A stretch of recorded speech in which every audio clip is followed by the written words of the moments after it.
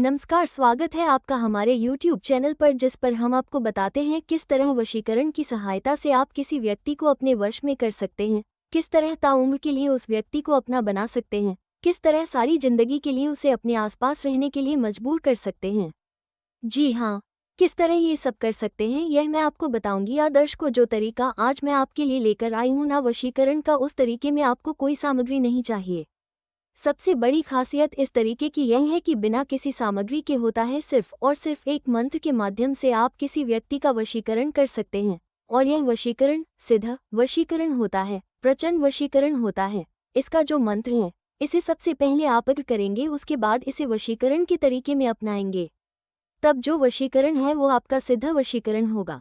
सामने वाला जो व्यक्ति है वो पूर्ण तरह आपका हो जाएगा। तो आइए बताते हैं समय ना बर्बाद करते हुए कि आखिर आपको करना क्या है। जो मैं आपको बताऊंगी उसका सबसे पहले घर पर बैठकर आपको 21 बार उच्चारण करना है।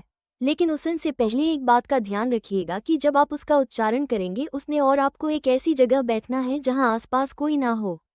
जी हाँ, आप एक ऐसी जगह बैठेंगे कि आपके आसपास कोई ना हो, तो उस समय आप एकांत में होंगे और उस व्यक्ति का ध्यान कीजिए जिसे आप वश में करना चाहते हैं।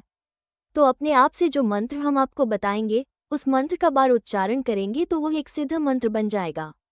उसके बाद जब आप उस व्यक्ति से मिले तो उसके सामने वो मंत्र आपको 3 बार बोल देना है। जी हाँ, जरूरी नहीं है कि उसका ध्यान उन पर जाए।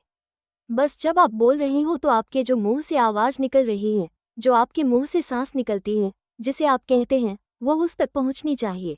और जैसे ही वो उसके कान से टच करेगी, वो व्यक्ति हमेशा के लिए आपका होकर रह जाएगा। जी, हमेशा के लिए सिर्फ और सिर्फ आप ही हो जाएगा। आपसे बात करना चाहेगा, आप मिलना चाहेगा, अपना सारा वक्त सिर्फ आपके साथ है ना। तो मैं बताती हूँ आपको।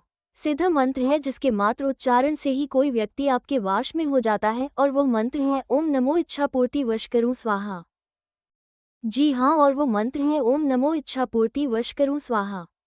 इस मंत्र का उच्चारण अपने घर पर बार करते हैं तो ये सिद्ध मंत्र बन जाता है।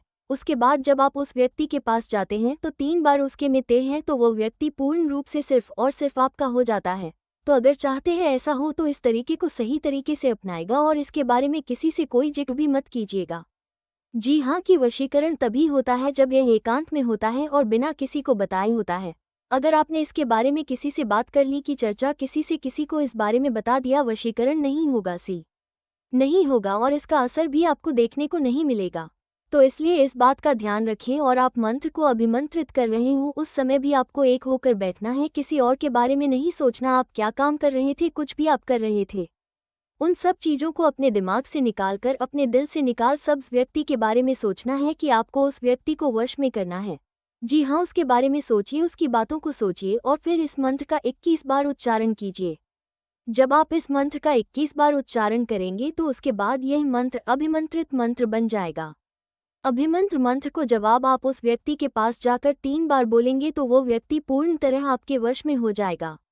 चाहेगा कि आप उसके हमेशा ही आसपास रहें, तो ऐसा चाहते हैं अगर आप, तो आपको क्या करना है, आपको मंत्र का उच्चारण करना है और उस व्यक्ति को अपने वश में करना है। आदर्श को कोई समस्या, कोई जानकारी है तो स्क्रीन पर जो नंबर दिखाया जा रहा है, उस नंबर पर कॉल कीजिए, बात कीजिए, ताकि आपकी समस्या का समाधान हो सके।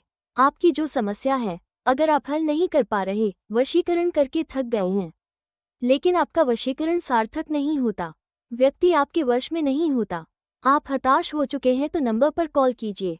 आपका वशीकरण सार्थक होगा, आपके द्वारा किया वशीकरण सार्थक होगा।